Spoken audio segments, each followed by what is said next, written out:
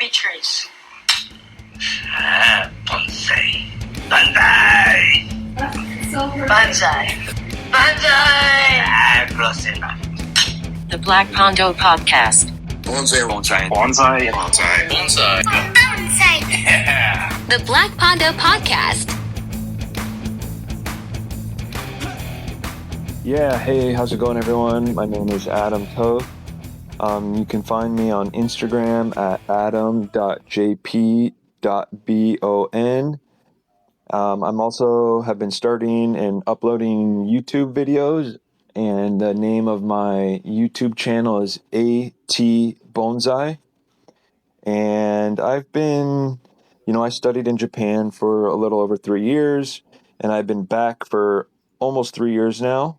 And I am in the Bay Area, Northern California, on the West Coast. And let's see, the last year, I just had my first kid, and so a lot of my time has been going towards that, and I'm just kind of getting back into the swing of things with work and stuff. So it's been very busy over here, but yeah, it's been great. I love it. That's awesome. And I want to ask you more about that in a sec. Why don't we just do super brief intros and then let's dive into life updates and bonsai updates, if that's cool. Also, love your YouTube videos. They have been absolutely phenomenal. Great work with those, Adam. Great. Thank you. Appreciate it. Cool. Julian, you want to go next? Yeah. So I'm based out here in Los Angeles. Pre-COVID, I was only in Japan for 2 years and came back. Initially wasn't doing bonsai work full time, but I was taking some work on the side and working with two professionals mainly, which was like Peter T and John Wong, and then in 2022 I've kind of committed to doing bonsai full time in the last, I guess, 3 years now, doing my bonsai work and business. Can't complain too much. It's been busy and just kind of figuring it out as I go. I guess I'll just keep it pretty simple. But people can find me either on my Instagram. It's BONTSAI_, and I have a website. It's justbonsai.com. Actually, I did start a YouTube channel recently also, and just kind of dabbling and figuring that out. But it's the same as my website, Just Bonsai. Awesome. Love it. 2 YouTube channels. Very nice. Yeah. Cool. Cesar, you want to go next? Yo. So, my name's Cesar. Originally Cesar Ordoñez. Senka Bonsai, if you know me, which means I'm in Central California, so I'm in the middle of Adam and Julian. And yeah, I have not gone to Japan, unlike them. I'm Cali grown, inside and out, and I've just been studying with different professionals here and there, but mainly I've been sticking with Peter T for the past it's been more than 3 years, so time flies. And yeah, I just love bonsai, and I love everything about it. And just like these two guys, I used to have a YouTube channel. I mean, I still do. I don't make videos anymore, at least not as frequently, because it's a lot more time than I have. And my kids aren't my videos aren't for kids, So it's I keep it to a minimum of uploads. But yeah, we out here, you know what I'm saying, and I'm blessed to be out here, and especially here in the podcast with not only you, but Adam and Julian. Both these guys, my homies, and that's not talking shit. That's not just talking through the podcast. They're truly my homies. I've known them for a while. Matter of fact, I met Adam. Actually, this was supposed to be brief, right? But I met Adam. No, keep going. I was gonna ask how you guys know each other. Correct me if I'm wrong, Adam, but it was around, I want to say like the month or 2 months that you came back from Japan. It was very early on when he came back. I met him at Jonas's. And dude, honestly, bro, I don't think I've ever told Adam this personally, but I've told plenty of people, and I'll let it out right now. He's definitely one of the persons that pushed me to do this full time. He definitely kind of opened up my eyes to what could be done or what I could do, and yeah, so for sure, I'm blessed to have met him so early on in his United States career, you could say, or whatever. And Julian, I met him for a long time. We'll leave the first time we met to it for another day because it wasn't as jolly as you would think. But after that, we met. What? We met. Wait, I want to hear this story now. No, it wasn't nothing bad. But when first heard about Julian, I remember I went to Santanella, right, and I saw him from far. Me being the dude that I was, I had to hit him up, just as in. Not to sound rude or anything, there's a lot of older people in bonsai, so it was cool to see somebody else that was younger, So when I saw him, I remember I wanted to go say what's up to him, and dude, I remember this dude just did not want to talk to me or some shit because I was sitting there standing next to him, just asking questions, and Julian's just looking forward like he was just trying to get out of there. You feel me? And I remember I left that day, and I'm like, whoa, what the hell, bro? But then I really met him at Peters, right? When I started going to Peters, Julian started going there, and what it was, I feel like I was too real for him. You feel? He didn't know how to react. You know what I'm saying? He was kind of stuck there. So it took him a couple days, bro. It took him a couple times seeing him at Peters to kind of get the vibe from me, I guess, and he kind of realized who I was. And dude, we've been fucking friends for a long time now, bro. Julian's. Well, both of these dudes is fucking real dudes for real. Damn, I didn't know Julian big dogged you. Hey, bro. You guys friends. Man, I can't even remember the interaction. Was this like when I think the first time I went to Santanella, I was doing a demo, right? And is actually I think like Peter provided the demo tree. It was this Monterey or pygmy cypress, and then I can't remember, but I mean it could have went down like that. I was just kind of locking in and just ignoring people and stuff. Yeah, you was definitely locked. Oh man, I didn't know Julian big dog people, but now I know. That's super funny because Julian is just like the biggest sweetheart ever. Such a nice guy, such a good guy. Yeah, no, 100%. I think that's what it was. I kind of just threw him off. He didn't know how to handle all this realness. You feel me? And he was just kind of just stuck there. For sure. Cool. Nah, Cesar, I think you bring a lot of fun energy, and I think I can speak for almost everyone that everyone is excited to have you in the community and as starting to become a more, bigger and bigger presence, especially in California, but hopefully you will continue and spread your little olive seeds all over the place. Hell yeah, bro. I appreciate that. It means a lot, for real. And I mean, I'm not doing anything special, bro. We're just out here trying to survive. You feel me? Yep. Yeah, no, I would definitely agree with you there, Adam. Cesar, you just have an incredible personality, man. Like everybody that you're around, they like you instantly. And you just have like the most positive, energetic vibe going on. And it's really fun to be around you. If anyone should have a podcast, I feel like it should be you. And I would love to see you start one because it would be absolutely incredible. And I would listen to every second of it. Very contagious personality, Everyone's just happy to be around Cesar. Hey, I'm happy to be around everybody too, bro. And that's fact. Hell yeah. Awesome. Well, hey, I would love to get just a life update from all of you, both kind of personal life kind of thing, and then also bonsai wise, what's been going on. Cesar, do you want to start this time? I'm down. What was the question? So tell us what's been going on in your life recently. Okay. You were just telling us about subwoofers. Yeah, we'll leave that out. in terms of I guess business wise or bonsai wise, I mean, I've been thankfully, I've been getting a lot of people hitting me up and stuff. So I'm kind of need to uh, uh, get into the digging part of it all. So I've been kind of digging a lot recently because I need to restock my benches and stuff. Um, One of the biggest things I'm doing right now, I think, and I'm pretty stoked for is I got this RO system that I'm hooking up, but so I recently moved into this property where I have my trees. It's about like a year and a half, I think, 2 years, and as you would imagine with a house a house and plumbing that was built in freaking 1980 or 90.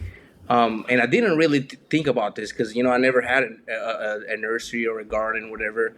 So obviously, once you're in a bonsai, you think a lot about the water. So first thing I did was obviously think about getting this water softener and getting this RO system going because it has just a lot of calcium buildup on my trees, on my leaves, and everything. But anyways, I'm literally in the middle of that. Well, I'm almost done setting that up. But as I'm in the middle of doing that, I come to realize that it seems like every single pipe that comes from the well and the pump and everything is just super rusted. So here and there, I get a little bit of rust in my water. So literally as we speak, we took off a couple of the pipes already. So I'm gonna put all brand new piping because that's just probably the best way to go. So it's a headache, but I'm excited as hell because that just gives me more opportunity to have and keep better trees and them be happy with the water. So that's basically what I'm on at the moment. Besides, like I said, digging up olives because I just need to keep digging them. I keep looking everywhere I go, and one of the things, Are you digging up anything else? What else are you looking out for? What else are you digging as up? in on the hunt, nothing. But I'm on the hunt as to find.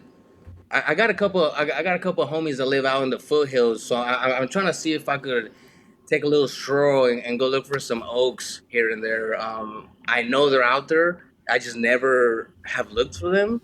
So I'm definitely that's my goal this fall, this winter is to go out in the foothills. Which, if for those that don't know, I'm 30 minutes to 45 minutes from Sequoia National Forest. Which is funny because I believe that Julian just went to Sequoia National Forest and didn't visit me, but that's another story. Yeah, dude. Yeah. He was big dogging you again. You're right. Yeah, Yeah. so I definitely want to get into to maybe looking up some oaks or see what else I could find out here in the foothills because I know there's stuff. I've been so into the olives that I literally haven't actually looked. I think you could sell a whole lot of oaks. I feel like there's a lot of interest for oaks. Like it's interesting, especially in California. Yeah. You talk to anybody, I feel like they love oaks. Like I don't know. Adam, do you like oaks? Yeah, you like oaks. Yeah, I feel like if if you're from California, you have to have a redwood Yeah. and you have to have an oak. Definitely. Yeah, there's something to be also said just using like the native species that already grow like reasonably strong and like as like my work schedules become like busier and more variable, I'm traveling and stuff and it's harder to control stuff like care and watering. I mean the stuff that's native and hardy, it tolerates all these variations. And then like my fancy maple cultivars and other stuff, the leaves will get messed up, a heat wave happens when I'm gone, and it just sucks. And now more I'm thinking, I'm like, just stick with the stuff that grows well, like oaks, junipers, stuff, redwood, stuff like that. Yeah. Absolutely, would 100% agree with that. I am a big proponent of growing what grows well around you, and I agree. Everyone should have an oak and a redwood in their collection if they live in California. We have a good representation of California on here. We got Adam from NorCal, Julian from SoCal. I'm from the Central Coast. Caesar's from the Central Valley. Yeah. That's pretty cool. Yeah, I didn't think of that. Yeah. Yes, sir. Representing out here. Nice. Cesar, how many olives are you collecting on a weekly basis or a monthly basis? Well, it depends. Every week is definitely not the same, but just kind of like, I guess, like an estimate, I would say like maybe 50 a week, maybe. Oh damn. Wow. Oh, It's a lot. Jeez. Yeah. That's insane. But like I said, it's not 50? every week. hell You know? yeah. And are you digging most of these yourselves, or is it? No, Do you unless I have actually like I'm people? doing something and I see one, yes. But dude, I think if whoever heard the podcast with me and Jonas a year ago, since then it's been exclusively my dad digging up olives for me because we now we have a packed deal to where I pay him for his time and I get olives. Yeah, Nice. Cool. yeah. Outsourcing. I Moving mean, up bro, the food chain. I don't know about that, but I'm glad and happy that I'm able to do something where I'm able to spend time with my dad, not on some sad shit, you know what I mean? But I mean, before this, it's like we didn't really have shit, Yeah. you know what I mean? So it's like now we got something to where like, or like if there's like a big olive and he needs my help, you know, he calling me up, we're riding together, and it's cool because before that we didn't really mob together or anything like that, you know. So it's kind of pretty cool that this kind of brought us together in a way, you know. Yeah. That's awesome. That's nice. Is he into bonsai as well? Would you say? Yes and no. Like now he understands it for sure, and then once in a blue moon he'll send me a picture of something he saw. So he definitely likes it. He doesn't like it like to where he's gonna want one. You know. For sure. For sure. Cool, man. Very, very cool. Very interesting. And so, your RO system that's up and running now, or is that something you're still working No, no, on? no. I set up, but I haven't got it up and running because I'm trying to get all the new piping in. Because at this point, it's worthless to just because I was gonna put new piping, but only like where I was gonna have my setup. But at this point, I saw this literally just happened yesterday.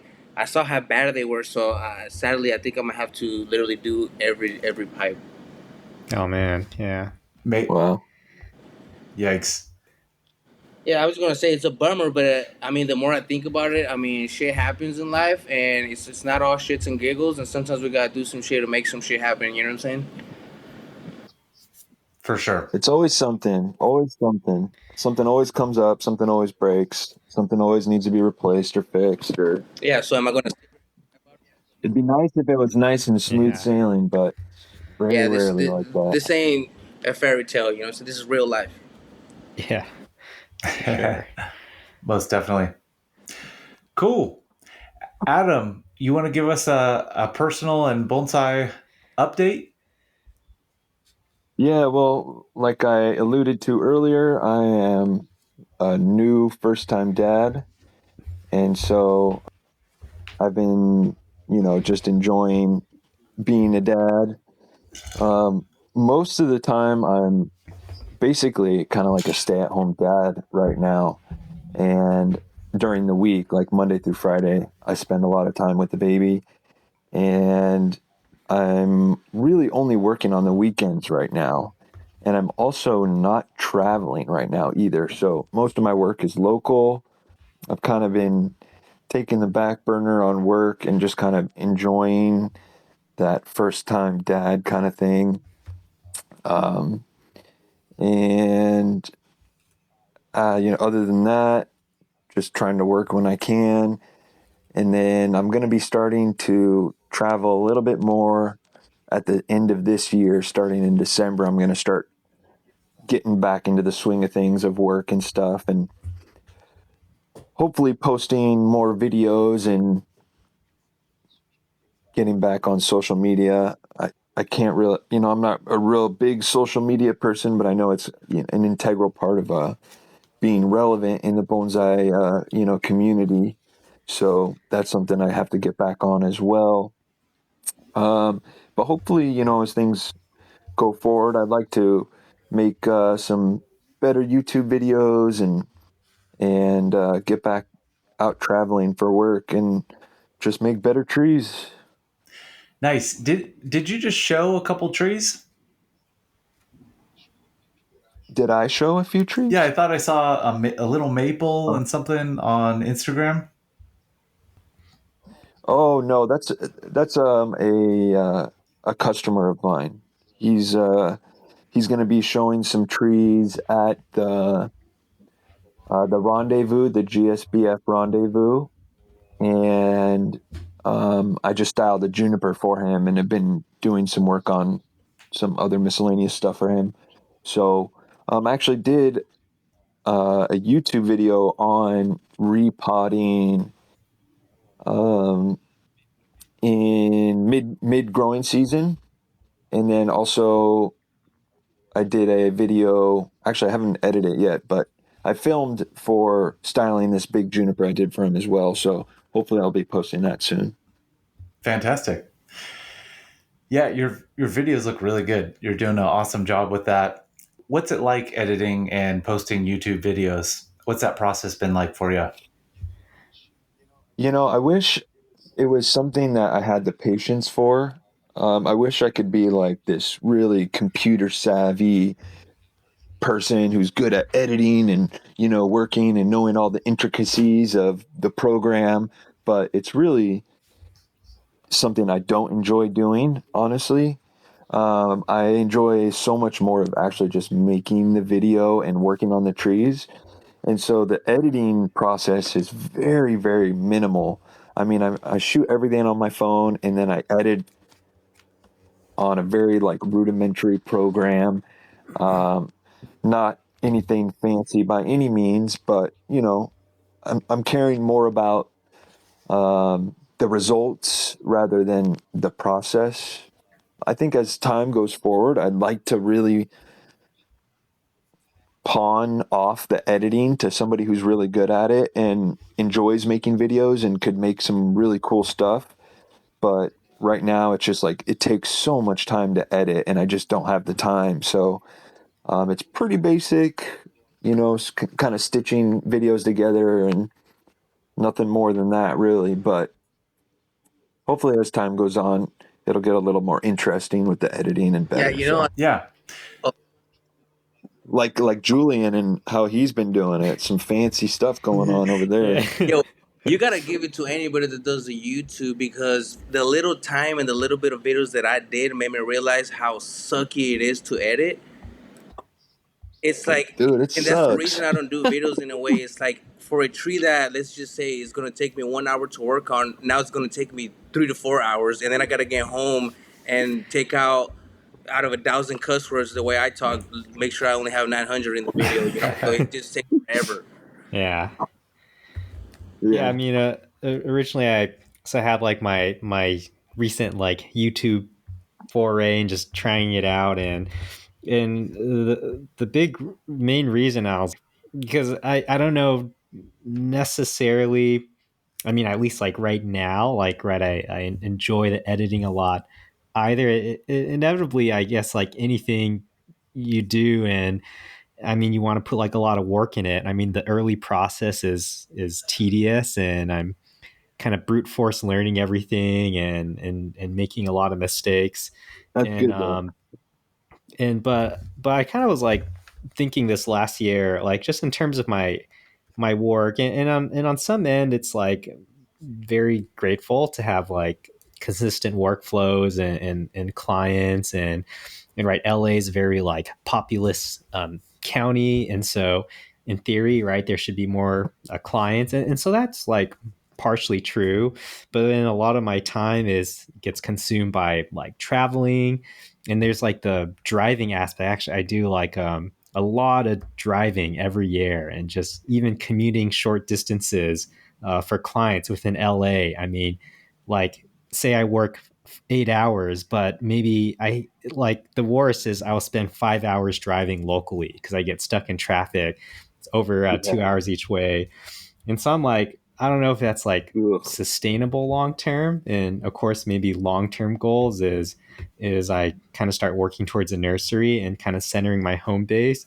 And kind of my feelings now is just I just need to like try stuff that's not necessarily making me like money. Maybe I take some hit on like my income and livelihood, but just maybe something that has like potential to develop. And so, right, like YouTube, and really I don't have any expectations of that right now. It's just I just might just try it and Yeah, learn that's it. exactly how I'm approaching And it. and so I saw this so my idea is I saw this I started watching this like watch YouTuber recently, and like I don't really know anything about watches or have a crazy interest or anything. It's like some like Dutch guy or whatever, and so he's talking about something that like I really don't know anything about that subject, but it's like presented in a way it's like palatable and it's interesting. Anybody can watch it.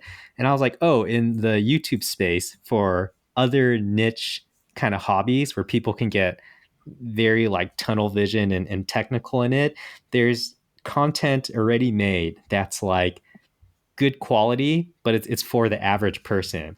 And like I feel in the bonsai content space, you have like stuff like high production value stuff the professionals are making, and really that's kind of like a lead, right? It's meant for the existing bonsai practitioners, right? They're going to watch and see that stuff, right? Like Bjorn and Ryan, and then you have more just like the everyday kind of like YouTuber stuff, which is like Peter's Chan's, Heron's Bonsai. You know, a lot of people give those guys a ton of flack. They're like, information's terrible, blah blah blah, and you know, sometimes that's true, but in a sense, what they're doing is like is pretty legit, and they have this like great demeanor, and it's like accessible, and they bring potential people right into the practice.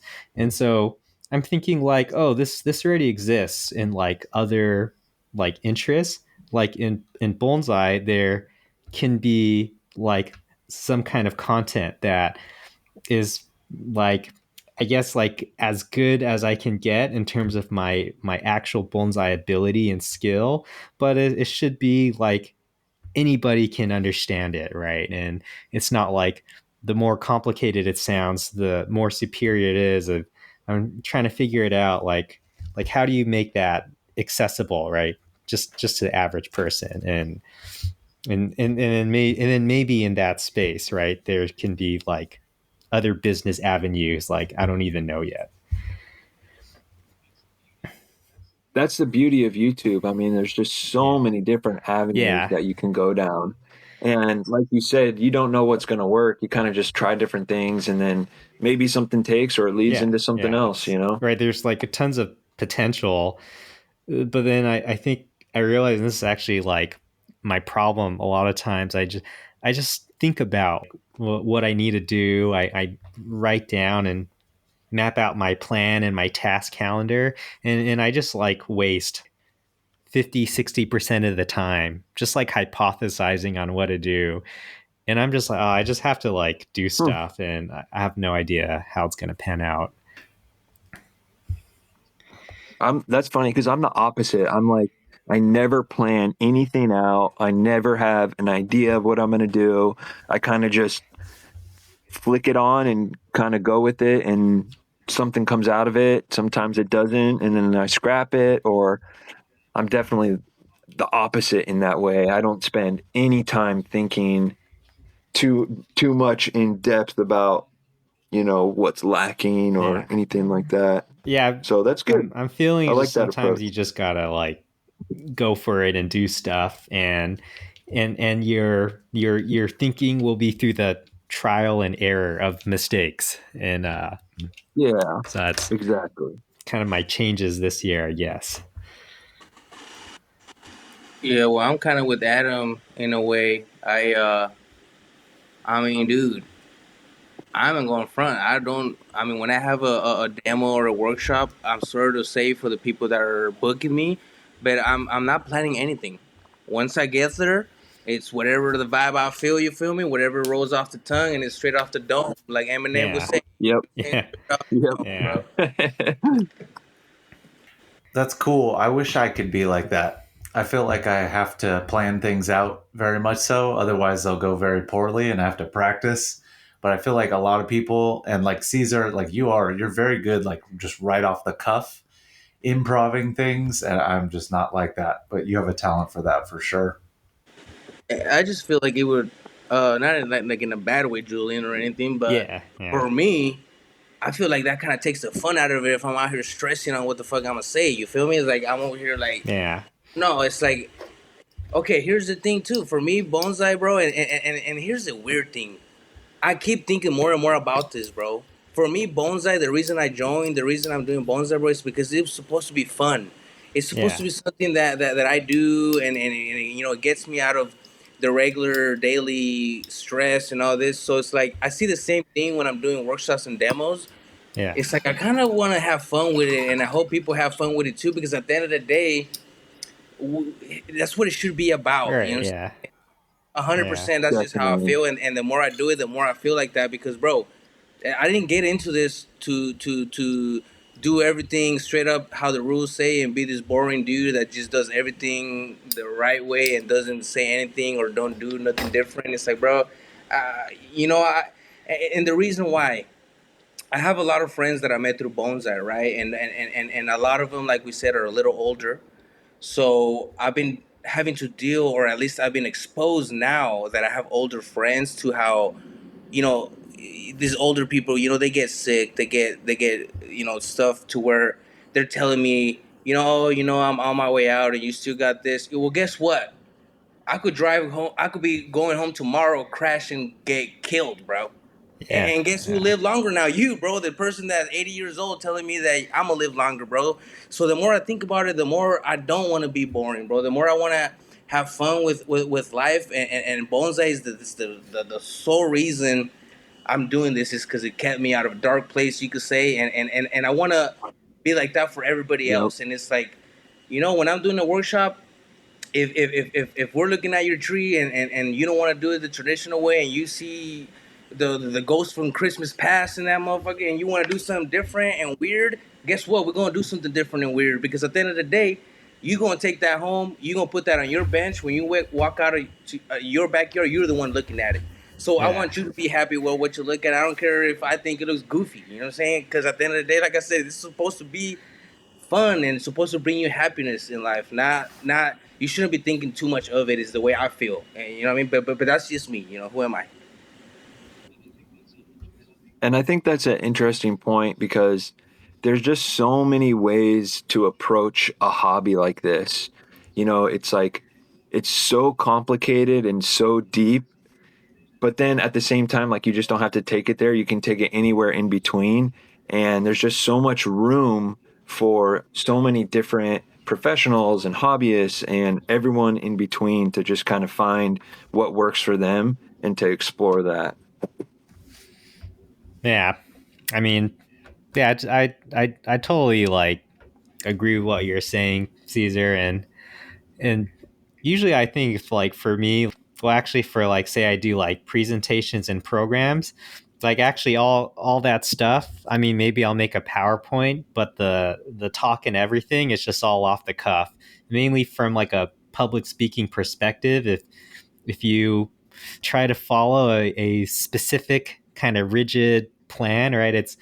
It's just comes off like unnatural, and you're liable to make mistakes. And in that sense, it's like I'm not trying to overplan too much, but I think it was more in like just and probably what's like gives me stress is more just like the day-to-day life stuff, just thinking like oh okay, like how am I planning my business, how am I planning my income, what can I do to do better, and sometimes right stuff I don't have the answer for or like can't control. And I that was kind of maybe especially the last year I was like thinking too much that way, which you're right, it like takes some of the fun out of it. Like I'll get home and I'm like damn, I'm like tired, and then instead of just like oh now I can work on my tree, I'm like oh I gotta rest like a little bit. And so I maybe trying to break away from that a bit, and just maybe just not do stuff like to overthink it. And I mean, you just do something just because you enjoy it, and just a simple reason like that. And so I think I'm like struggling with that balance where keeping it like pure and authentic for myself, so I enjoy it and don't burn out, and then also just figuring out life stuff and business and stuff like that. One question that I always have for professionals, and you guys all got me thinking about this, is just like if you go into bonsai and you become a bonsai professional, does that take the passion out of bonsai for you in any way? So, when I was spending time in Japan, so many times we had this conversation with like my senpai and my teacher and stuff, where it's like bonsai is not fun. This is not fun. This is hard work. This is how you feed your family. This is work. You're here to work. You're here to learn. Nothing about this is fun. You're going to push yourself to the absolute limit and you're going to hate it. But you do it because you love it. And so there's this weird dichotomy of you do it because you love it, but nothing about it is fun in the traditional fun sense. So that's coming at it from a very, very different perspective. I mean, that was me living in a very traditional kind of Japanese environment. But now that I'm home and I have my own business, I get to take that with me and kind of approach it in a way that I want to approach it as. And so I'm trying to find a good happy medium where I have that work ethic, like this is how I support my family, and at the same time enjoying it and loving it for what it is. Yeah, it's interesting. I guess, I'm extremely passionate about bonsai. And so obviously because of that, I've thought about, hey, would I want to be in bonsai as a career? But one of my fears is just that I might lose the passion. And so I'm always wondering that. Now, I'm also kind of like, the whole goal of me working not the whole goal, but a big part of the goal of me working so hard in my career is so that I have time. I have the free time and the ability to work on my trees when I would like. And sometimes I hear, Yeah, that's the best way. yeah. Well, I hear a lot about professional bonsai professionals, and they don't have time to work on their own trees. And I'm like, oh, I don't know if I like that. Yeah. Yeah, the best way is to make good money, do a job that, you can support a family with, do all the things you love in life, and take bonsai as a real hobby and just enjoy it for the art and the love that it is. It's very different being a professional and having to work to sustain money and make life happen. So it's a very different approach, I feel like. Well, basically, because when I wasn't in Japan like that long, right? It was like barely like 2 years or whatever. And then when I came back, it's just like, ultimately it's like my goal. I really liked the kind of craftsman mindset. Like you pursue something and study it to like a high level and like a soul dedication. And kind of like, and this right around pandemic start, I was just having like serious doubts. I was like, oh, like, can I even like make it? And what does the professional course even like mean? And because it's kind of exactly what like Adam is saying. There's like a balance where there's a practical aspect where, right, say for like family, livelihood, and just the normal day-to-day stuff. I mean, it's your business and you are responsible for that. And if you only want to have fun, I mean, this is like a pessimistic view, but it's almost like too naive, because life just like throws stuff at you and you have to contend with that. And so I was working in San Diego, and I had this kind of like crazy job at a startup, and I was working like insane hours, and my boss was like, he's like he was a good boss in some sense, but just like doesn't respect boundaries, and I'm like still struggle, like saying no, and even then's even worse. So I like said yes to everything, which just meant just me just working ridiculous hours all the time. And I was talking to like my dad at that time, and he just basically asked me, is bonsai something you just enjoy to do for yourself, right, and not have to worry about others? And I was like, oh, I don't know, I just have to live that scenario. And so I worked, and I had my trees with me at this place I was renting. I was looking for a room I could rent in a place that I could put bonsai trees in, and it worked out. I got pretty lucky at my living accommodations at that time. And kind of like as I was like early into that career, then I realized that for me to become, say, like at a professional level, or to be at the capacity and ability at bonsai I wanted, I just didn't have like enough either of the dedication or the innate ability that as a hobbyist I felt I was fulfilling like my greatest potential in bonsai. And so it took me like over 2 years to kind of live through that. And I was like, dang, if I want this, it's like I can't do this like half-ass measure, like halfway in my primary career, halfway in bonsai. And I'm just kind of like, I don't want to say like mediocre, but definitely not great at either of them.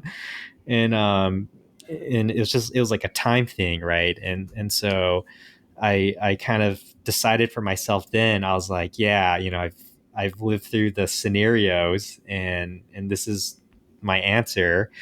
And ultimately I have to be careful that I protect that fine like a boundary, that margin where of course there's like a practical aspect of a business, but if my work becomes like too transactional, like I'm like not working for the enjoyment of bonsai but just purely to produce money, other professionals have burnt out over time, right? I've seen that like happen to people.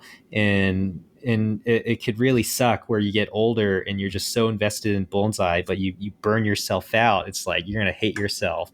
And so I'm kind of careful in the sense where, when I take work, I'm very invested and serious about the work, and it's not just to pay the bills, but I want to have positive outcomes in the work.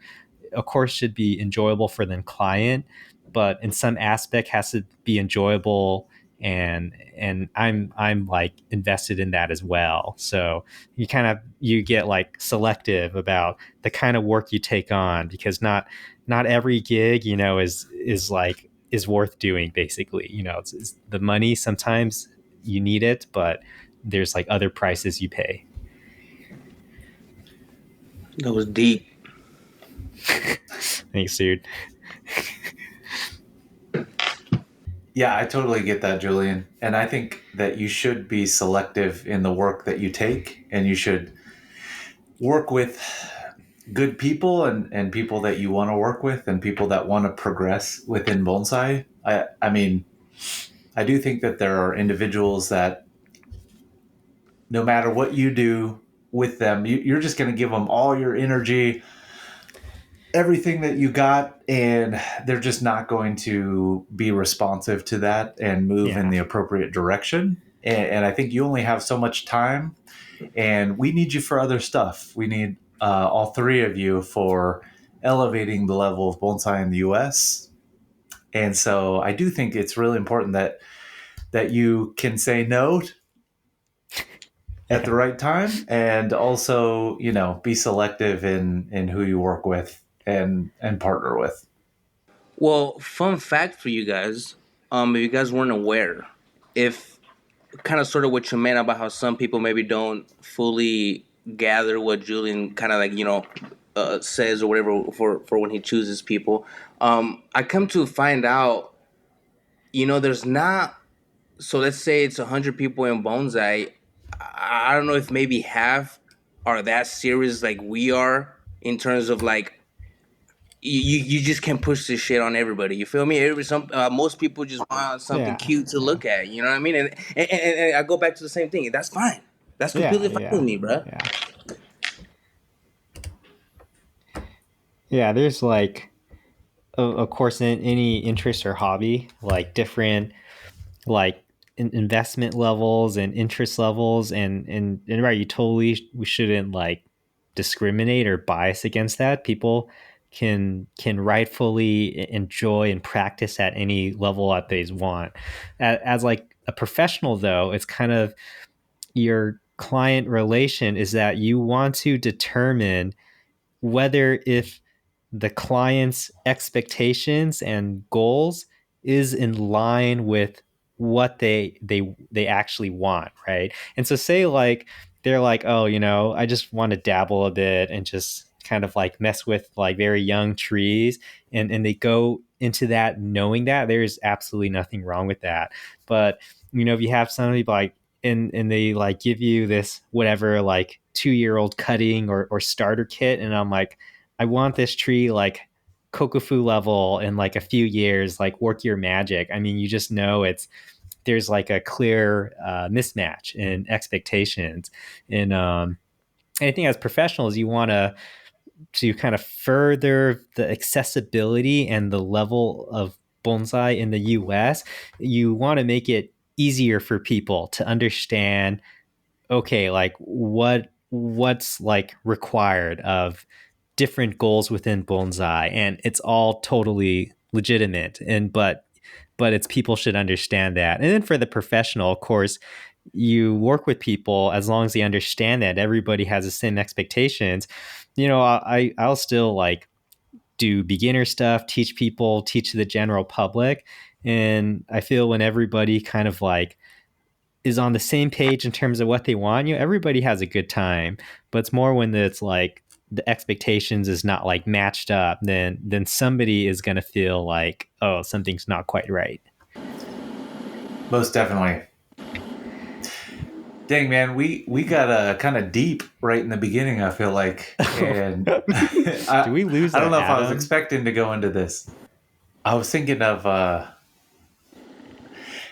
changing gears a bit and going into more of the aesthetic stuff. Do you guys like that idea if we can get Adam back on? Cool. Yeah, I'm good with that. Yeah, Is that okay with you guys? Yeah, whatever. That's fine. Yeah. Why don't we change course here a little bit? So I'd really like to talk about bonsai aesthetics in general and what makes a bonsai valuable in your opinion, or high quality, what you look for in good bonsai.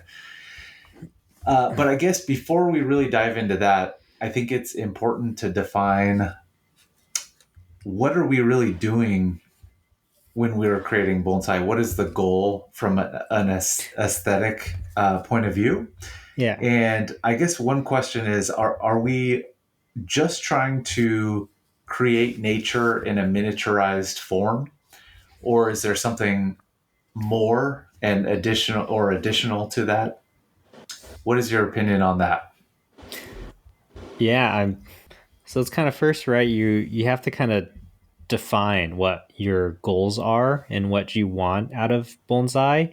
In reality, from a purely like aesthetic perspective, it's like there's tons of legitimate forms, and an aesthetic can be derived from nature, but then also we need to know that nature does not necessarily follow a single convention, because something derived from nature is just concerned with survival. And so it's just adapted to whatever environment it grows in. And so if you really wanted to use the arguments like, oh, I like natural bonsai, or I'm showing off natural trees, I mean, you can find a case scenario for every aesthetic in nature, because it's just going to be naturally very diversified and not necessarily random, but just way more than what people think. Like, oh, trees always look this shape, or conifer branches always grows down and out, and I mean, you're gonna get everything in between.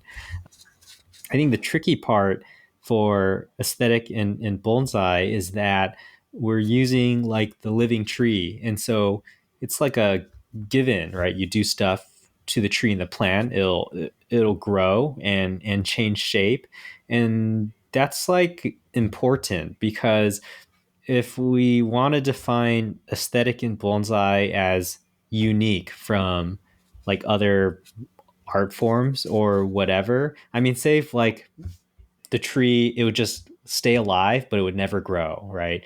Then you would give it this super badass styling the first time and it would just hold the shape, it look cool, it's like green, has leaves, whatever.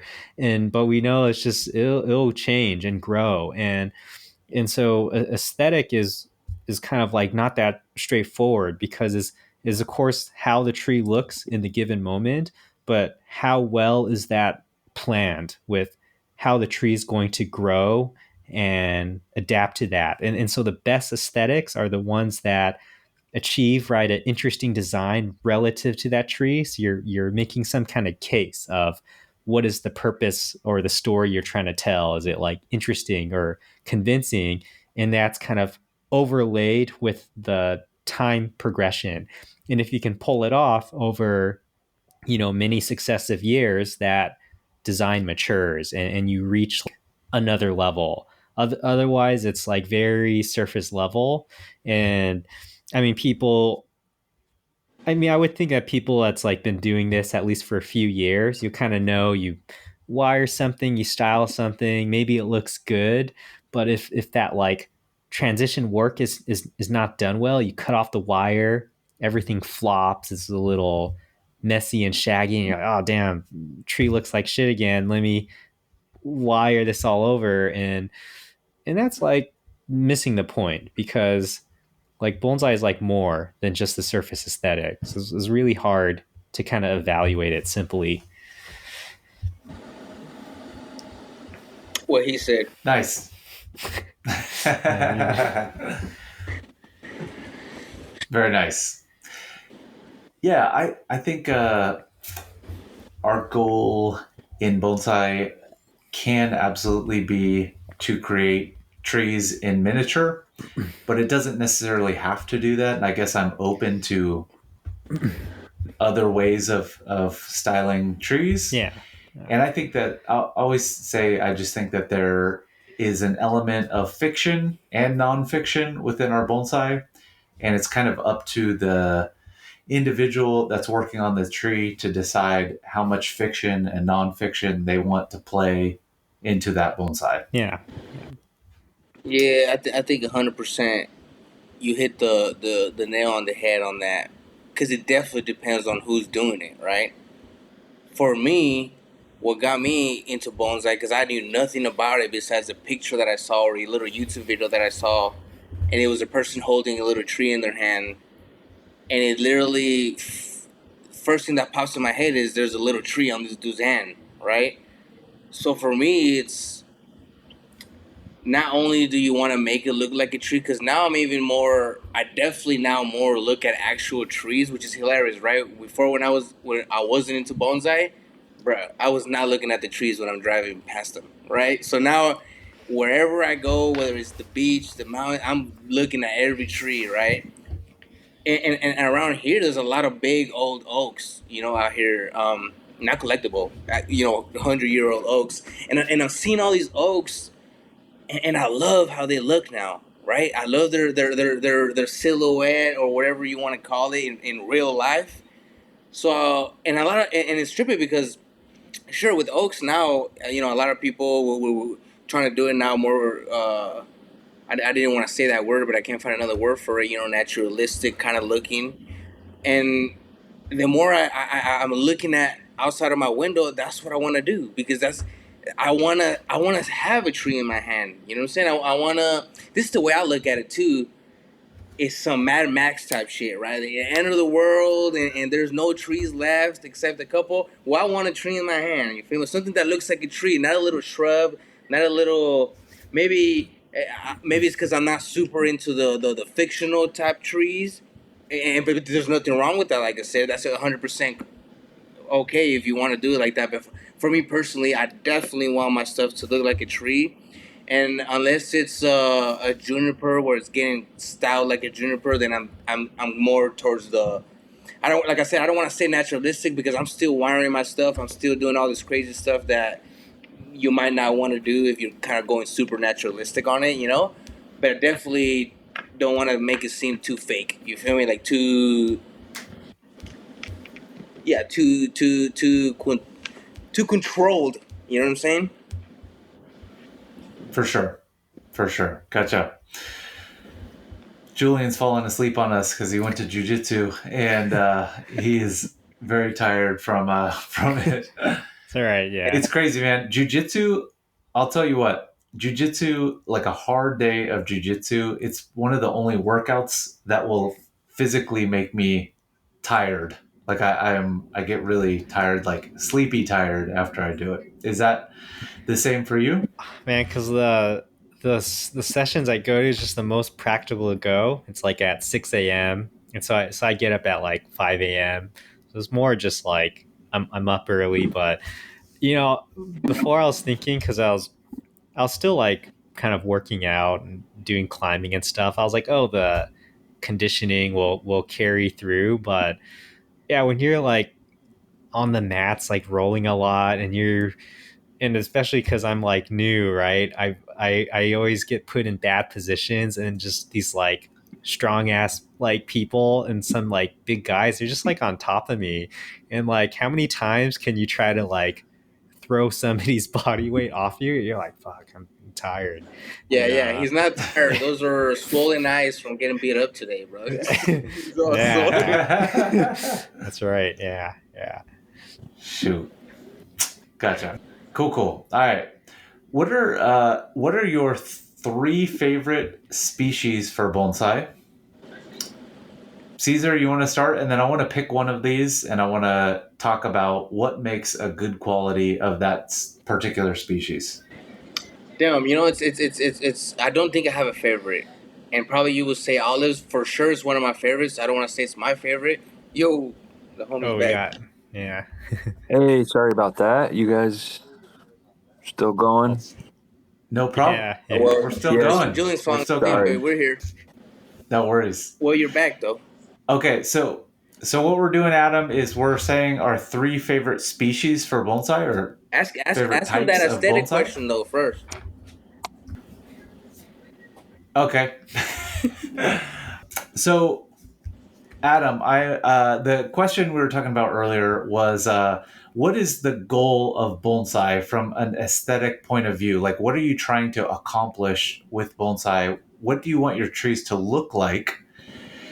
And is the goal to make a miniature version of a tree? Is that the only goal or the main goal, or is it something else or something So different? I think I don't think there is one singular goal. I mean, I think it's kind of like multiple goals kind of wrapped up into, a finished piece. We want something to look old, and there's a lot of different ways that can happen, whether it's a lot of branches, a lot of small branches, or correctly placed branches, or maybe dead wood or bark, something that shows age within the tree itself. And then we also want to show age in training too, right? So, and that kind of comes back to having lots of fine branches and showing a lot of technical skill in how we approach styling. I think there's a lot of cool material out there that's been collected and then kind of like has an initial styling, but it looks young in a bonsai like frame of reference just because it hasn't developed over time as a bonsai, right? And so I think the age of the tree itself is important, and also the age in training is important. And I think there's multiple ways to approach styling. I mean, there's a very natural way to approach it. There's a very like almost cartoonish or stylistic or over styled kind of approach. How I like to approach it is I like to think of a story that this tree is telling. And as the artist, I want that story to be convincing in a natural sense. I don't want something to feel mismatched or something that just doesn't make sense in the overall scheme of the tree. And I kind of want there to be almost, to like tell a story. I want this tree to tell a story. And I feel like the older and the more time in training and the more well done it is, that story comes alive in the finished kind of product. There were so many trees that I worked on in Japan that have just been worked on for, generations of people. And the story is hidden within the people who are working on it. And I really feel like it's about conveying that story. Does that make sense? Yep. Yeah. Definitely. Yeah. Yeah, I like how Adam put it, where it's like not so much in like a given literal aesthetic that makes a tree good or not, but for your chosen path, is it believable, and Yeah, like how strongly you convey that. And of course, definitely.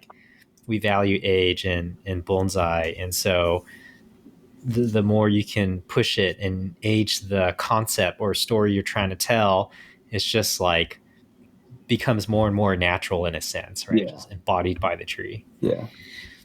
And when all those things like really converge, um, well done, it really just kind of all comes together and tells a really good story. So, I mean, for that's how I like to approach my aesthetic like styling. But like I said, I mean, there's many ways to do it, right? So I don't know if there is a right or wrong way. Um,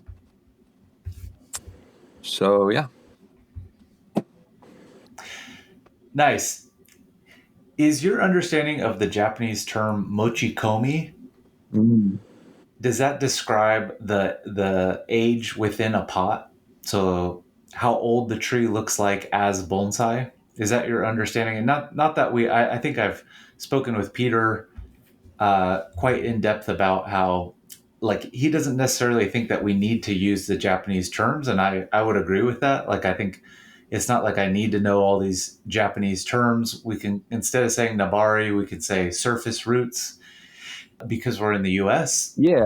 But I mean, I think the art form is derived mainly from, a Japanese perspective, and so a lot of these words and terms we kind of translate, but I don't think that it needs to be the Japanese term for it. You know what I mean? Another good word is that I like to approach in my styling and aesthetic too, which is like wabi sabi, which is very complicated, but in a simple term, it's the beauty of the imperfect in a way. And so something that is too perfect is not as believable or as natural as something that is soft and a little bit broken and mended and repaired and not so stiff. And yeah, so I mean there's a lot of those Japanese terms, but we can use our own English dictionary to kind of describe those things. Sometimes they're important, sometimes they're not. I think bonsai is not just about the tree, it's about the pot as well too, right? Because that's such a unique aspect of bonsai in the aesthetic. It's the style of the tree, but then also pairing it with a pot that matches that aesthetic and feeling to kind of give you that, whatever you want to call it, balance and completeness that bonsai requires. Yeah, I think probably the closest translation of like mochikomi is just kind of like cultivated age. And so it's like the feeling that it's mature, established, and settled. And whether you're pursuing a natural look or not, where in a sense we want our creation to be natural, as in not necessarily copying nature, but it's like believable as its own entity, its own Yeah. object. It has come forth of itself, right? And that's when it gains stature and presence. Like Adam mentioned wabi sabi, and I don't even know like super deep into that, but It's that's like complicated. really Yeah. important in bonsai actually, and Yeah. kind of a interesting idea about it, because they also talk about imperfection and whatnot, but the imperfection is not deliberate. It's kind of like a byproduct of just the natural process that there will be an inherent amount of imperfection Yeah. in the natural world, right? And so like when in Japan they have the tea bowls and the ceramics, and I don't know the exact history, but at some point it went from more ornate to more like rustic and kind of free form-ish shape. It's like how we think of like non-bonds and stuff. And it's not like the people made the cup purposefully like that. The mindset is like, what is the purpose of this cup and the essence of the vessel I'm making it? And you just forget about the other stuff. And so the work has a pure intention, and the imperfection is just a byproduct of the process. And so really good bonsai, I feel it's like the work is very pure in a sense. It's like very diligent. It's a clear intention. The tree ages and matures, and there's just the natural byproduct of time. So you have a convincing story, right? You remove all these contrived or manipulated elements, and then in the end, all you're left is with the natural tree. Even though like a ton of stuff happened to it and a lot of technique, but it's like and it's like maybe hard. There's like old bonsai does exist in the U.S., but of course there's just like less. And just when you see really old bonsai, right, for the first time, you're like, oh damn, like okay, there's definitely a deeper level, right? It gets the trees just have so much more presence and impact, and I feel even people who aren't even deep in bonsai, but you have a tree like that, they'll just kind of like be like, oh, I like this one more. And they won't know why, but for sure the trees gain presence when they embody those values. I think that's like actually a deal breaker between like great trees and mediocre trees. It has to have that. And another aspect of it too is that each individual piece is from that byproduct unique.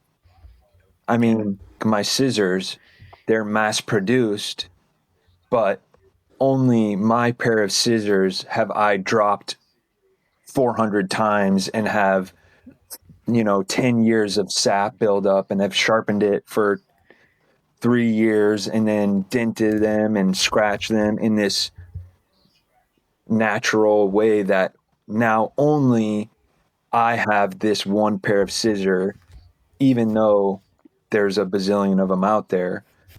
As in bonsai, capturing that uniqueness in as that age continues, it truly is a one of one unique piece of work.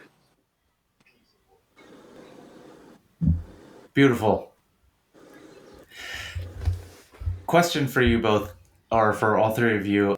This may be a stupid question, but I'm going to ask it anyway. So, is actual age the most important thing within bonsai, or is it really important, or is it more important for a tree to look really old? So is it the actual age or the appearance of actual age?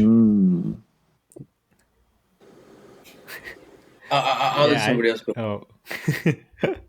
Yeah. So I think the cultivated, or you say like the actual age versus like how it appears, but a good bonsai that's like well developed, it's like real age, right? You're not faking it. That's like the years of dedication. You built the branch. And so more I would say if you're just only making a tree look old, then for sure the real age is more valuable, because maybe you can say, oh, for me, a tree looks old with the branches down, or I style it with the right amount of negative space and showcasing the right branches on the tree. And while the aesthetic you can say is old, then we know the branches are super young and immature as bonsai. For me, that's like is very shallow. It's like very surface level. Definitely. And so I think the question is actually, is the cultivated age or is the true age of the tree more important? I think that's more like in the dilemma in bonsai. And for that, I actually would say the cultivated age is more important. You can have a super like badass piece of Yamadori, just like amazing trunk and deadwood, but the branch work is terrible and the tree is just young as bonsai. I mean, you can still present it and people are like, oh, the trunk looks amazing. This is an ancient tree. And from a purely like horticultural perspective, you can say like, oh, this is like sorry, hold on, my screen's like freaking out. You can say this is like a beautiful subject, right, as a plant, but we are appreciating this as a practice of bonsai, right? And we're not just growing plants for a plant show. And if that's what we value, then the cultivated age for me has like more priority. But I mean,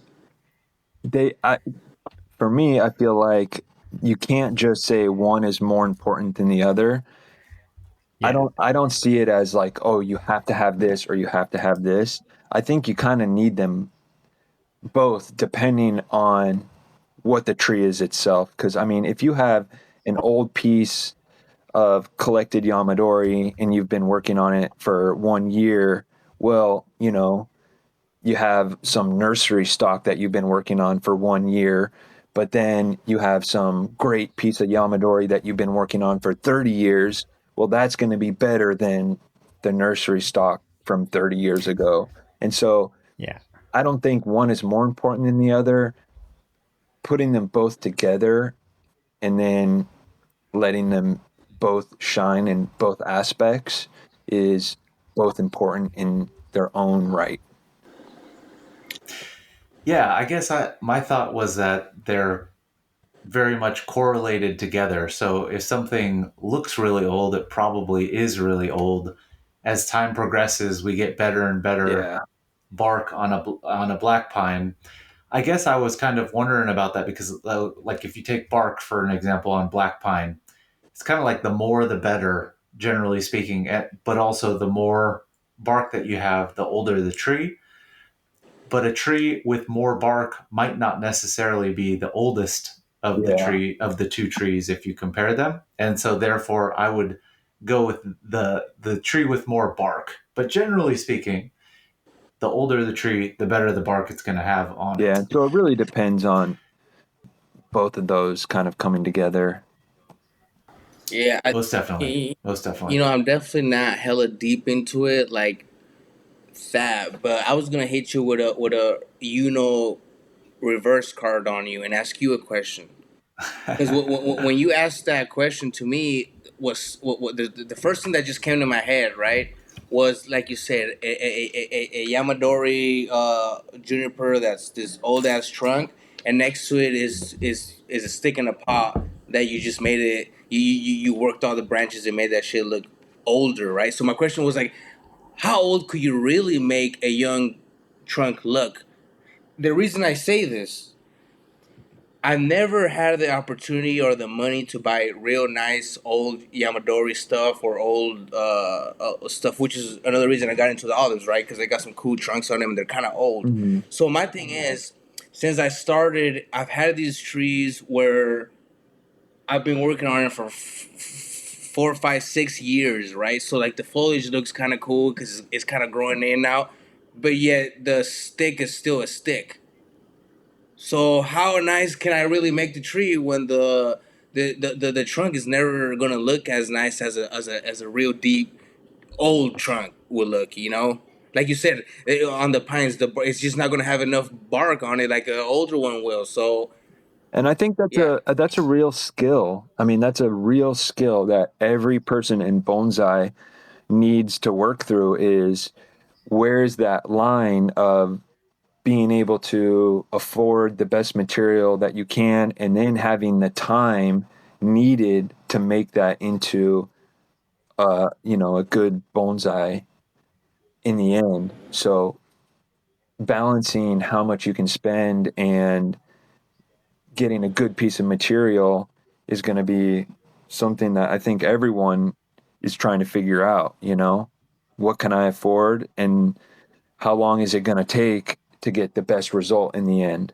And the shorter the time, maybe someone is a little older and newer in bonsai, I always suggest, if you want something nice in the end, you got to have to kind of start with something that's a little further along.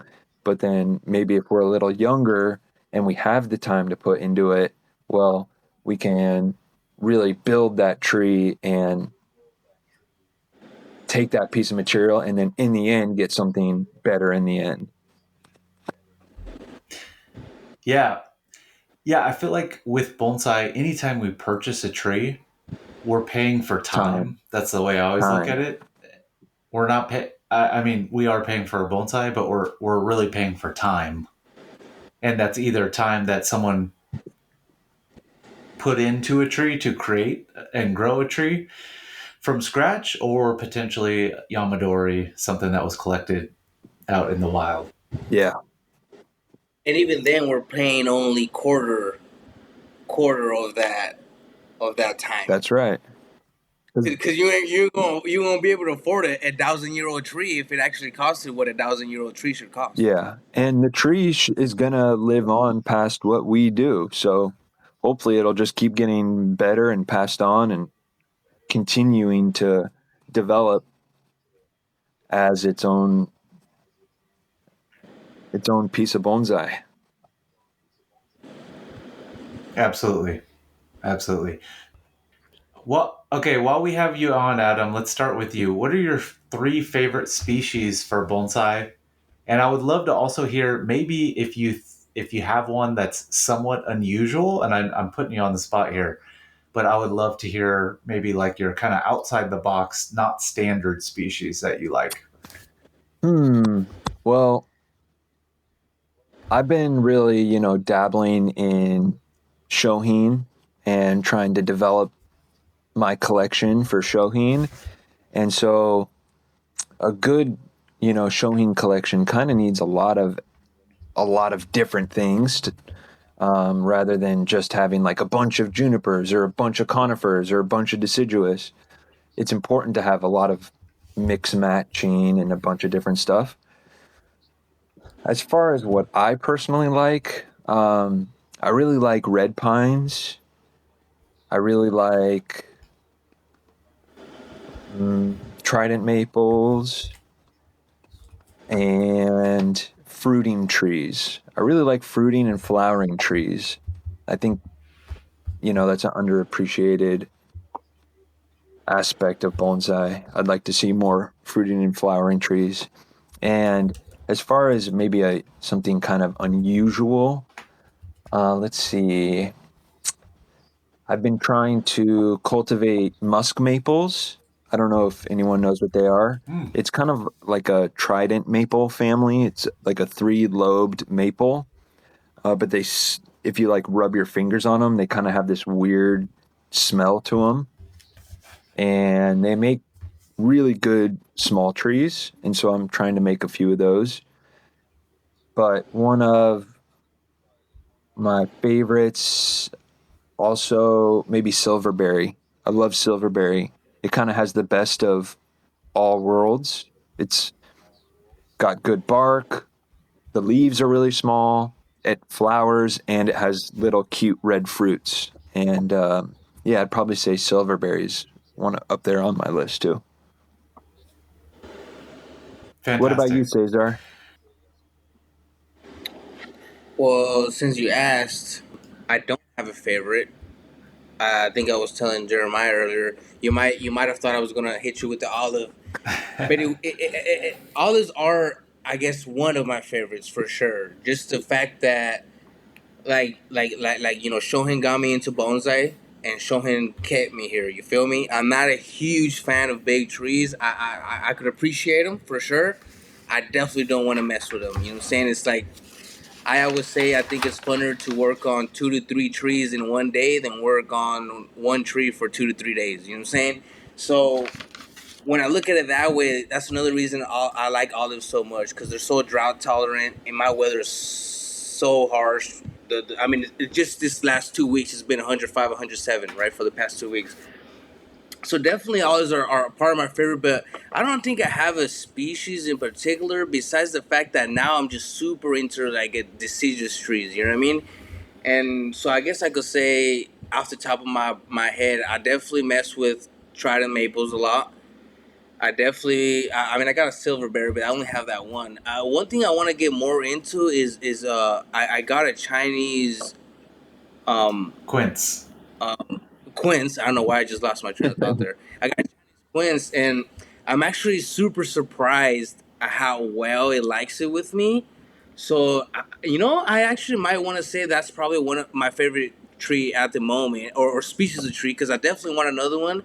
They seem to love the heat. They seem to grow just really good, and I'm not gonna say they're drought tolerant, but I mean I have it in 40% shade in this 107-degree weather, and not one burnt leaf on that. You know what I'm saying? Obviously, I gotta keep up with the watering, but Yeah, they're yeah, thirsty suckers. yeah. So that's definitely the one I water the most. That and the silverberry. But yeah, I think you're right. I wouldn't say flowering trees, because in my weather, I can't have anything that has flowers besides maybe a bougainvillea. You know what I'm saying? Which I do have, and it's a cool species actually of tree. But yeah, I don't think I have a specific one besides probably some deciduous trees for sure. I'm super into that right now for some reason. I haven't touched the juniper in a while actually. Yeah. Your quince is killer, man. I really like that tree. You purchased it from Peter, right? Right. Yeah. Yeah. Well, I'm glad you like it. It says a lot, because I fell in love with it when I copped it. I couldn't leave home without it, and yeah, I had to cop it. Yeah, I really like that tree. I haven't posted it on my social yet, just cause I just kind of like on my I have two socials, right? Senka Bonsai and Cesar Ordoñez, right? On my Cesar Ordoñez, I post nothing about my family, nothing about my personal life, just cause I kind of don't want you to know. You feel me? It's cool if you see my funny videos. It's cool if you see my bonsai, but I could care less if you know what's happening with me and my fam or whatever. Cause you don't care either. You feel me? So I don't want you to know. So I think for that quince right now, I'm kind of just I'm vibing with it. You feel me? Like I see it every day. Kind of I feel like it likes me. So right now I was keeping it personally. I didn't want to put it out in the public yet, but I'll probably post a picture of it in the winter once I get the silhouette after, because with the first time I got it, I chopped a lot of it off. It's kind of the main branches are still there, but most of all the what do you call it, tertiary branching is gone, and a lot of the secondary branching I took off. So I kind of started from the beginning, you could say, but not really. Just had the main branches. So I'm pretty excited on how it's going to look this next winter. Nice. Hey, can we dive into Chinese quince a bit? That's one of my top 3 favorite as well. I guess I'm curious, what makes a really good Chinese quince in your opinion? Like starting, let's say you're talking to a total noob, doesn't know all that much about bonsai. How would you describe a high quality Chinese quince? Adam, you Who want was to that for? start? Oh, We'll me? go Okay. Adam since, yeah, I'm worried we might lose him in a Um, sec, but yeah. so Chinese quince they don't thicken up very quick, right? They take a long time for the base to really thicken up. And so when you see one that has a really nice thick base and has good taper, you know that somebody spent a lot of time developing that trunk. Also, because it's deciduous, its surface roots are pretty important. Um, More important than other species and more important than other deciduous species. Uh, and then finding good genetics where they don't really get really fine branching like a maple, but some varieties will have very, very coarse, very, very coarse branches. And so getting a tree that has good genetics that can produce semi delicate branches and then growing it after you have a great base to start with, then growing it really, really slow to develop those fine branching, really shows a technical skill that is difficult to do in a lot of other ways in bonsai. So yeah, when you're looking for a good quince, a good sized trunk, good surface roots, and good delicate branching, soft delicate branching. I notice a lot of variation in terms of the size and shape of quince leaves. I feel like I've seen a wide variety there. So I definitely agree with you. I mean, I feel like generally speaking, would you say the smaller the leaf size, the better? Yeah, generally speaking. Nice. Yeah, and I also feel like so quince, I feel like many of them are developed from seed. So getting a nice Nabari might be more challenging. Like I feel like do quince air layer very easily. I feel like I don't see them being air layered all that frequently, but I would assume that they air layer. I mean, most deciduous trees air layer. Yeah, Julian, did you work on any really good Chinese quince during your time in Japan? Yeah, they had some like big ones that basically we like purchased from other professionals or auctions. I mean, those trees were like already made, right? Like super nice, refined trees. And so, not necessarily we were doing that much development. More, I sometimes we would do like leaf cutting or like make cutting the leaves actually smaller or just outer defoliating the really well branched ones. It's just like maintenance stuff. Quince though, on average, I think all the ones I've seen, even like the nice ones, they're just a coarser grower. The branch tip will only get so much more skinny, right? There will be a genetic limitation.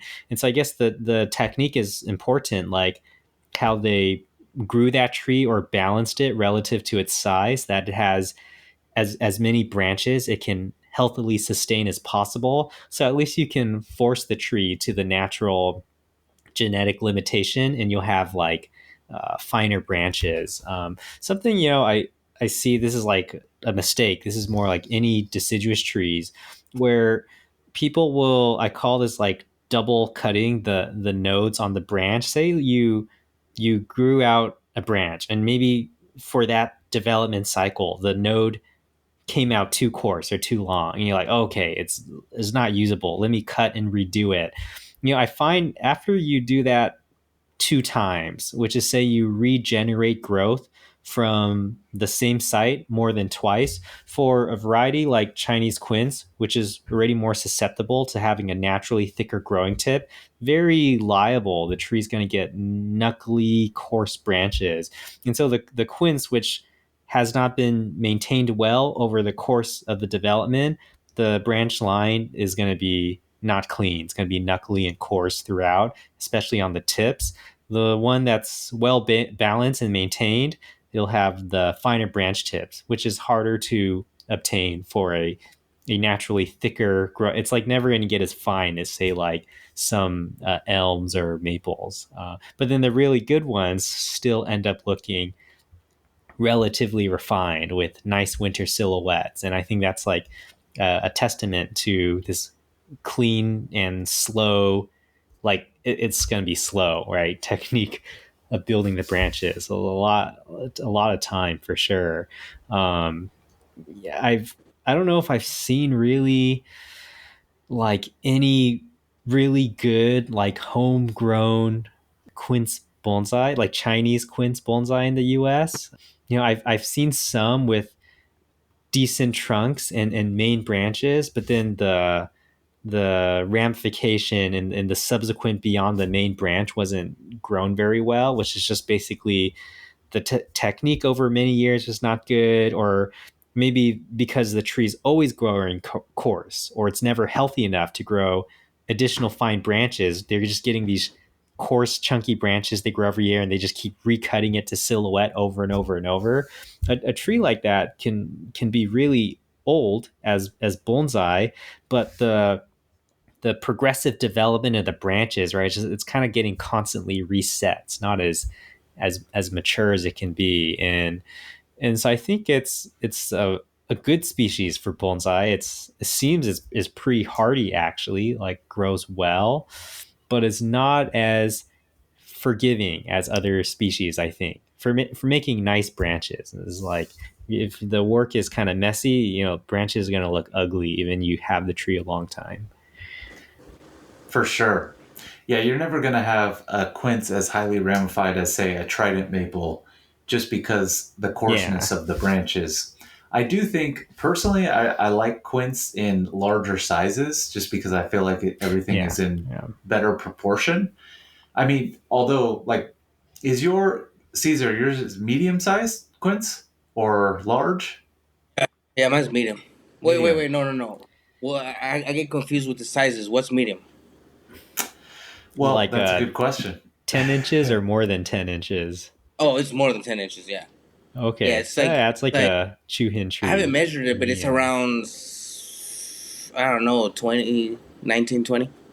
Oh, I was like, wait, yeah. I mean, it's so that's I consider that like in between medium to large to me. I've been using the Pacific Bonsai Expo standards, which I think it's 18 inches for a medium tree, right? Yeah, we should try and make that a standard. I'm down. All right, it's official, 18. guys. That's the standard. Yeah, so I mean, medium size plus on quince, unless maybe, I don't know, maybe there's some supernaturally dwarfed Chinese quince leaves that would work for shohin.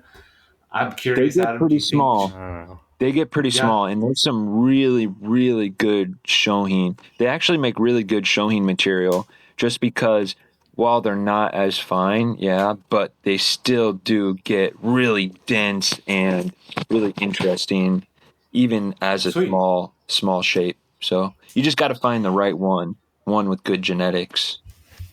But the leaves do get small. They do get small. It's just the branching. That's what we care about. For sure. Yeah, I definitely noticed the leaves do get small. Because the first time around when I had to semi-defoliate, the leaves were a lot bigger than they are right now at this moment. They're not it's not a huge difference, but it's definitely not as big as they were the first time around. Nice. Yeah, for me, Chinese quince is one of my top favorite deciduous trees because you kind of get everything. So you get really cool yellow fruit, you get beautiful pink flowers, you have this interesting exfoliating bark, and that you can have nice nabari, nice surface roots. Generally, I like powerful trees, powerful tapering trunks. You can get that. You can kind of get everything with Chinese quince. So I'm definitely a fan. I'm curious what Yeah, I'm a styles. Big fan. What big styles fan, do you bro. think Chinese quince can be made into appropriately? Julian. Yeah, I mean, it's kind of like hard to answer that. I mean, deciduous trees, you have a lot of like for me, this is my opinion, but the aesthetic of the deciduous tree is determined by how you of course the trunk matters, but it's like how you decide to make your main branches. And you see like these like old like Chinese quince in Japan. I remember one of the Taikon 10 exhibits. I was there. They had like there's always those like the aisle of displays where they do like all of one species sometimes. In one time it was like all Chinese quince, and some of those, at least the ones I like, I mean, they have these ridiculous main branching. It's just super powerful, muscular. They have tons of like movement. Like for me, the main branch quality, it's more like this kind of like a penjing based technique. You spend more time making the main branch, and you're biasing for like movement and strength. And so I like Chinese quince. I don't know if this is a style, but I like them with really muscular branches, and because it just really pops with the exfoliating bark. Like I don't want to see a Chinese quince with skinny, wimpy branch. I mean, proportion to the trunk, of course, but it needs to be like strong, and I wanted to have a lot of weight, and maybe that depending on the size of the tree, you delay the onset of ramification, and you're just spending years just making these nice main branches. And I mean, in terms of silhouette shape, it can be like anything. Just depends on the trunk and size of the tree. Damn, I think, did we lose Adam? Yeah, his phone died. He said. Okay, yeah. Yeah, Yep. I just found a picture of my quince, and it's actually a little less than 18 inches. Okay. It's So like 17 and a half. 18 is medium. So that's perfect, Yeah. perfect size for medium because it's going to keep getting bigger slowly over time. So that'll be awesome. I hope to see that in the PBE someday. Hell yeah, but that'll be another time, bro. Because right now I'm trying to show him first. I'm definitely trying to Nice. show at the next PPE, but yeah, I want to show him, bro. I mean, yeah, like I said, Shohin is my thing, bro. I love Shohin, and it's just so fun to me. You know, like it's super fun to be able to work on big ass trees. Like every time I'm at Peter's, you know, he's got the big trees. So it's super fun. It's still fun, but man, I don't know, something about just like this small little thing is just I don't know. It's just fun to me. Like just to have something you could just carry that anywhere, right? It's like, I mean, you could literally just take it anywhere. I want to bring it home for the day. I'm gonna take it home. Try taking a 26-inch tree home for the day, and then coming back. You know, good luck. You know what I'm saying? You're gonna need some help. You know what I'm saying? For sure. That's cool. You should have a picture of yourself carrying a tree in your palm as like your Facebook and Instagram profile pic. In fact, you should do one in front of the Hollywood sign in LA with the tree in your palm. That would be dope. Yeah. That's go. Put that on my next list. Awesome. We'll go with a wrap up question. What advice would you give someone looking to deepen their appreciation for bonsai?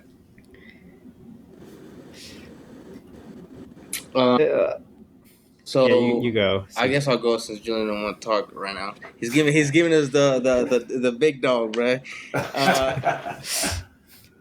So what does it mean to for them to appreciate it? Is like what they could do to like you more, or what's the? I don't really understand the question. Basically, if someone wants to learn more about the aesthetics of bonsai, what gives bonsai value, if they want to improve their knowledge of what does a good bonsai look like, what would you tell that person to do? Oh, bro, it for me it's simple, bro, because this is what I did. All Okay. right, I saw somebody's trees, and I literally was like, how the hell did this guy do this, right? And I literally wanted to learn how he did this, so I hit him up and pulled up. You know what I'm saying? Luckily, most bonsai professionals or whatever are pretty cool people to where they're not going to tell you no, or they're not going to be like, no, you can't come or whatever.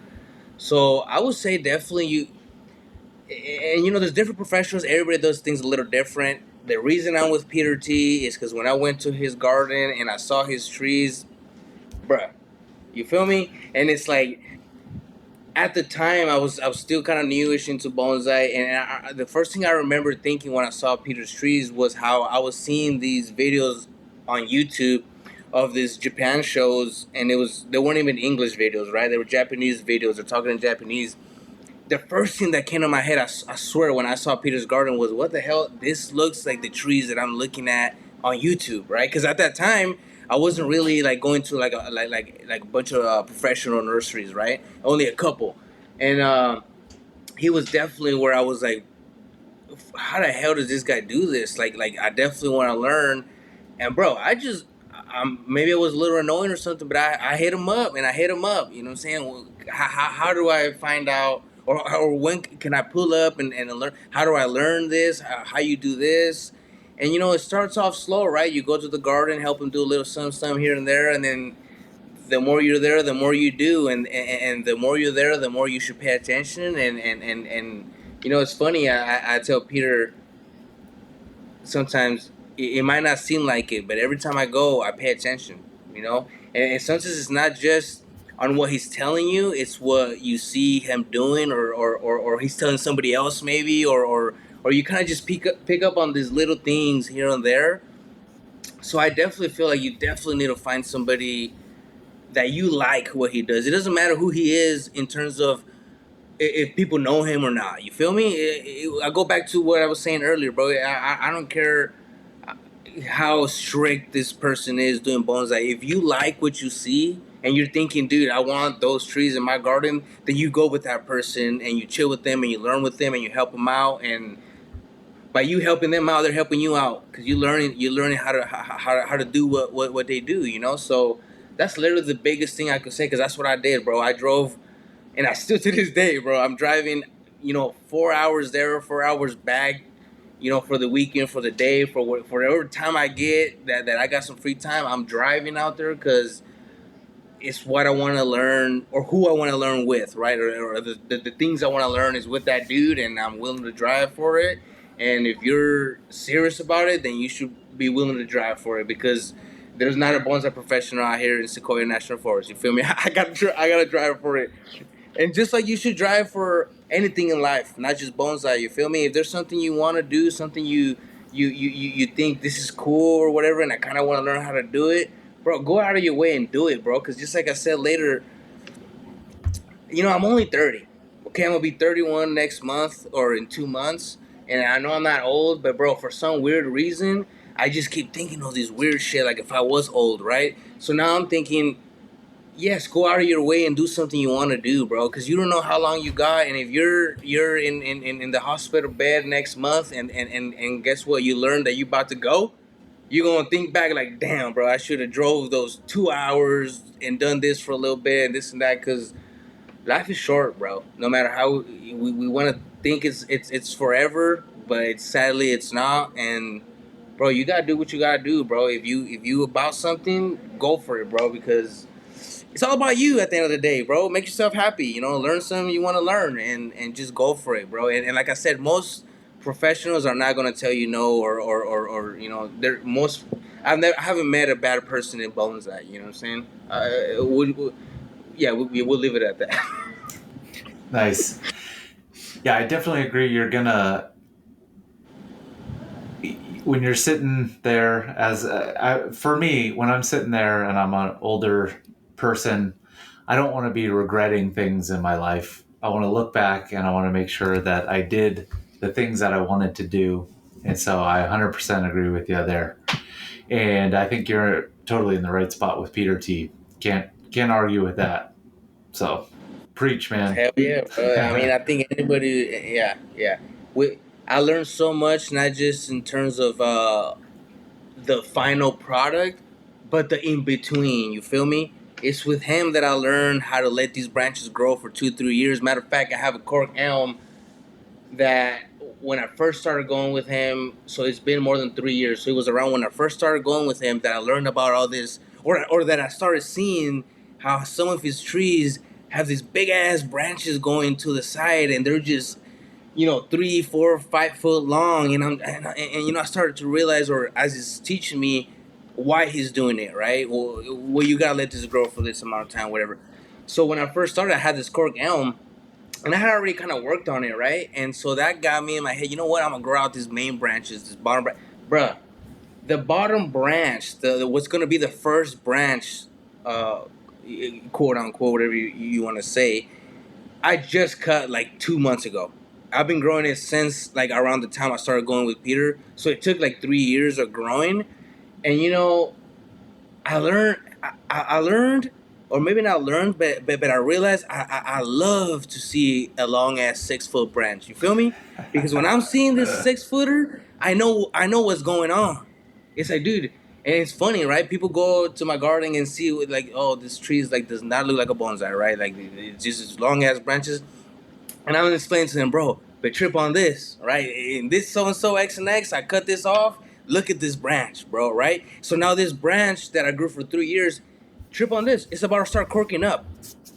So if I didn't grow this thing for 3 years, who knows how long it would have took for it, if ever, to cork up just by starting to just ramify, being a year old or so. So I definitely am blessed and happy that I got to meet Peter, because it opened up my eyes to how to do bonsai right. And then that's on me, right? My personal trees, I'm doing it right. And like I said, when I do workshops and this and that, if you don't want to, that's 100% fine with me. Because, you know, one time I said in a demo and I wasn't lying, and maybe people didn't understand what I meant. And I said, somebody asked me a weird question, and I said, we're in Cali. We're not in Japan. And I mean it. You feel me? You don't gotta be so anal about all these guidelines and this and the left and the right and this, bro. Do what makes you happy, and that speaks volume. And at the end of the day, you don't gotta follow every single rule. If you follow a couple, you're gonna end up with a cool looking tree at least. Something decent. You know what I'm saying? So yeah, definitely, I love the process of doing things right, and it also takes a lot of time to do things right, which is why I only have like 10 personal trees, I think, because I do not have the time to be working on trees like that. For sure. Yep. Cool. Julian? You guys pretty much covered it pretty well. I mean, with you want to learn and get deeper into something. I mean, ultimately, it's like the time you put in it, right? Is watching videos is only going to get you so far. If it's something you're real interested in, then you seek out people and resources, and like Cesar was saying, most of the professionals will be pretty friendly. You like reach out to them, see their gardens, nurseries, and you just get like an opportunity, right, to see something that somebody's been working on for many years and done at a good level. If you had to like learn everything the brute force way yourself in bonsai, like I need to like you had to be like, oh, what will my branch look like if I grow it for 1 year, or if I cut it this way? I mean, you will die basically before you test out all the scenarios, right? Something about That's a good a point. lot of bonsai technique, it's like anecdotal, but like this like generational experience, right? Of people, they grow trees, they know how it responds, and you keep building upon the technique and experience. So there's like a lot of value you seek out, like, right, you can just like something about their trees, or maybe you seek out like professionals that essentially they're learning from this like multi-generational pool of knowledge, and you can benefit from that, right? And but it's not just like bonsai, it's just right, anything you want to do, and in the end it's just going to take time. And so it's not to say like, oh, to enjoy and get better at bonsai, it's like, I've got to put 10 hours a day. It's going to be different for everybody, like what you have time for and what your goal is. But I think as long as you're interested and you're making that effort, it's like, even if it's a little bit. So I kind of like believe this is more like bonsai philosophy. Even if the progress is incremental, if you're always undertaking some kind of effort, right? That's like for the in bettering your future or your knowledge or whatever. I mean, because bonsai is like a time-based practice, you're just going to get slowly better and better and better, and that's way more important than just like say you get too caught up on like ego, or like I need to be at some kind of level as soon as possible, and you're stuck on that mindset. Then like year after year is going to come by and you're doing the same thing every year, and sooner than later, right, it's like 30 years it's passed, and it's kind of like, what did I do with that time?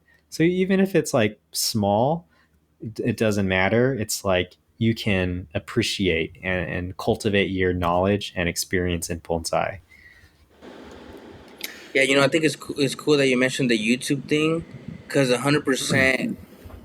I started watching YouTube when that's how I got into bonsai, right? The YouTube videos. Yeah. And you definitely will understand a lot of things on YouTube, but it's 100% true what people say. You're not gonna get it unless you do it hands on, and I learned that from experience. And by that I mean, when I went, it's like I knew at some level I knew what they were talking about, but I had no idea how to execute it, right? Because I never done it before. I just saw the videos of it, and it seems like I know. But then once you're there, it's like, oh crap, it's actually more to it than just a quick little wire video. You know what I'm saying? And so watch Julian's videos, watch Adam's videos. They do not watch my videos, bro. They're not educational. I didn't do it to educate people. Actually, it's funny. I did it for fun, just to see the progress on my trees. And for some weird reason, here and there, I kept getting subscribers, and I don't know how people like my shit, but there's a lot of good YouTubers out there. Like I said, Julian and Adam, they're getting down. They know how to explain things, and there's a lot of bad YouTubers out there. Probably a lot more, to be honest. So you gotta watch it. Oh boy. Awesome. Well, I think we can end it on that. I really enjoyed talking with you guys. Thank you so much for your time. I really, really appreciate it. I love hanging out with you guys. Both of you guys are awesome. Had so much fun down in SoCal the other weekend. Julian, fantastic job again on the Naka Memorial Show. I hope we get to hang out more in the future, and I would love to do this again. I think please give me feedback, and like we'll use the slow incremental progress method on this podcast, and like refine it. I think was a little bit choppy and rough, but I think we'll get it in the future. Please let me know your thoughts though, in terms of like how we could improve it, and like what order we should do things in, what topics we should hit on, things like that. I would love to know that. So cool. I appreciate you for the invite, and hell yeah, we do need to chill again. It's always fun. It's always fun for sure. Awesome. Yeah. And shout out to Adam. He's not here right now, but yeah. Thanks, Adam. Appreciate it, man. Cool. All right, guys. Hey, great talking to you. I hope to talk to you again really, really soon. Hell yeah. Likewise. Awesome. Take care. All right, be top. Take care. Bye. Toodaloo.